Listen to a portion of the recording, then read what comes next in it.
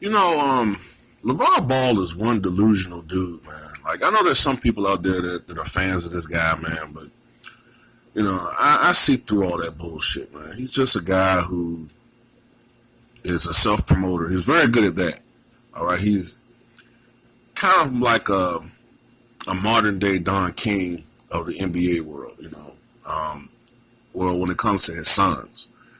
He's a promoter, promoting his sons, trying to delude everybody into thinking that they're more talented than what they are, far more talented than what they actually are.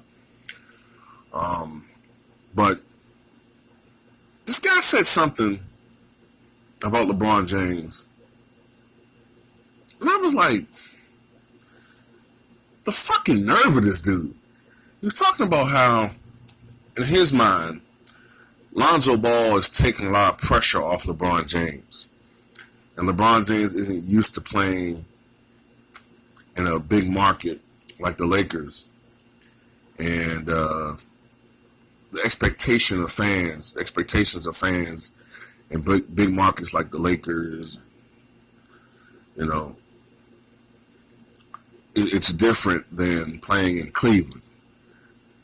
And that LeBron James has never dealt with this type of pressure. And he talked about LeBron James missing free throws, miscues down the stretch of games, and how Alonzo, who's been playing better this year compared to last year, and how everyone's talking about that, and not LeBron missing free throws, and how therefore Ball is taking pressure off James. Now, it can be said that shooting-wise, Ball is playing better this year, but it's a small sample size. And ironically, last night, Lonzo Ball was trash.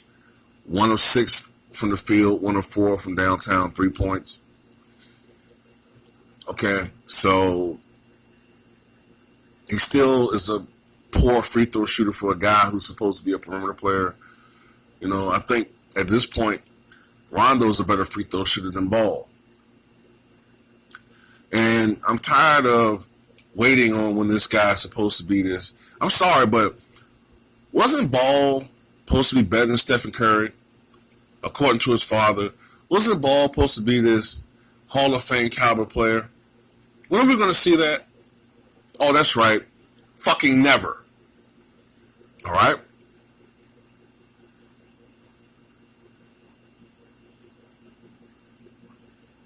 Ball, to me, is a guy who is far less talented than he's been touted.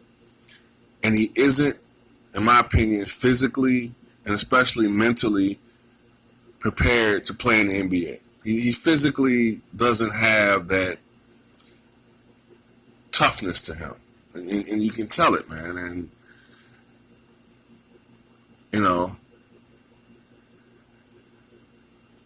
I'm just tripping off the fact that his father, who wasn't shit compared to these guys in the league now, talks so much trash, man. And the media just pays this guy so much attention. And for what?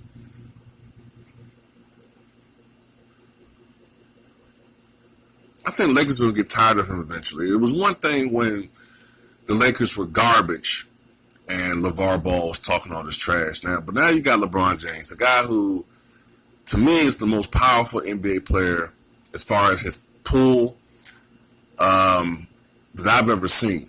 All right? Even Michael Jordan and probably even Kobe. Well, Kobe had a lot of pull in LA, but even Michael Jordan didn't have that degree of power and influence with the Bulls. What Jerry Krause wanted, ultimately he kind of got as far as general managers with the Bulls. But LeBron, as far as his pull,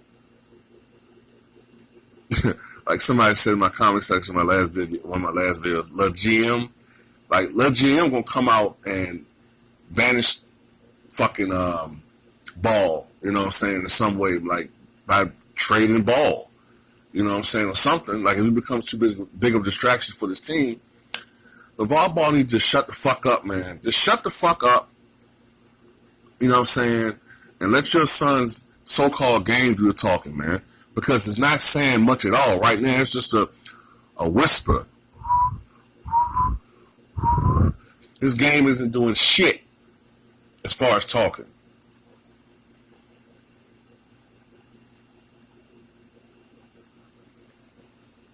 You know? Yeah, LeBron James misses free throws. He mentioned Kobe made him, which I think is kind of a sneak diss. Kobe made him. Yeah, Kobe was a better foul shooter. I think Kobe was a career 84% free throw shooter. LeBron's a career 74%. All right, so he's exponentially a better free throw shooter. James, that's probably one of his Achilles heels as far as his career is concerned. Is he's not a great free throw shooter. He's not awful, but he's average. But he does tend to miss them more in pressure situations. You know, I remember even in Game 7 of the 2016 NBA Finals, LeBron James missed the first free throw, and then almost the second one rattled in. That gave him a 4-point lead. I was scared to death that LeBron James was going to miss the second one. And yeah, I openly rooted for Cleveland in that series. But Kobe had a lot of problems. I mean, he had a lot of deficiencies in his game. All right, you know, Kobe was not the most efficient scorer. He wasn't, you know. Many people who watch highlights on ESPN and sports shows remember the 81-point game and 62 points, 3 quarters. And he was a great burst scorer, one of the greatest burst scorers in the history of the league. All right, he was. But there were many times, many games when Kobe was awful. You know, I could just go to 2005-2006 season and just look at the game log. Anybody can go to the game log and you'll see a lot of awful performances from Kobe that year. For every 28 for 46 game that he had when he scored 81, you will see 2 to 3 7 for 27s, 8 for 30s. All right. You'll see a lot of 9 of 26. You'll see a lot of bad shooting nights.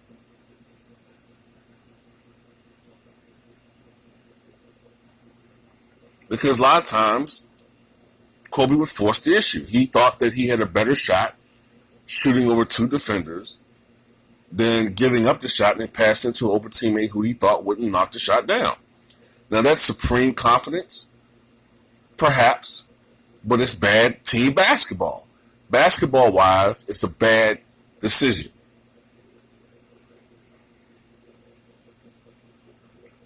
Now, LeBron James, I'll give him this. More often than not, LeBron James will play for the percentages. That I give him credit for. Now, nobody can take away LeBron James and his high basketball IQ. Anybody that says that he doesn't have a high basketball IQ don't know what the fuck they're talking about.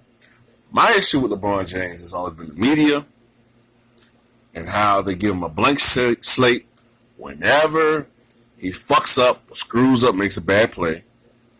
It's always the teammate's fault.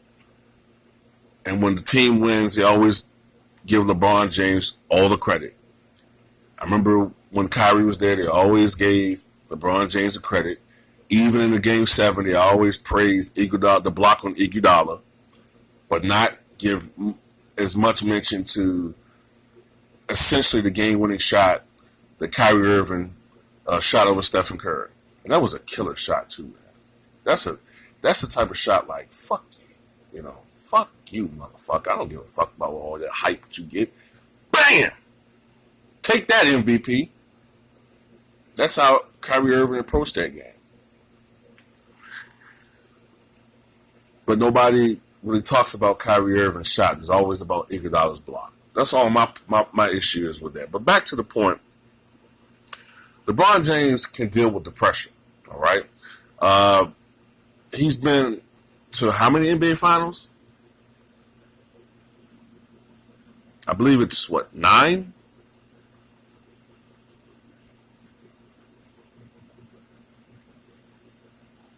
He's been to a lot of NBA Finals. What, 2007, 2011, 12, 13, 14, 15, 16, 17,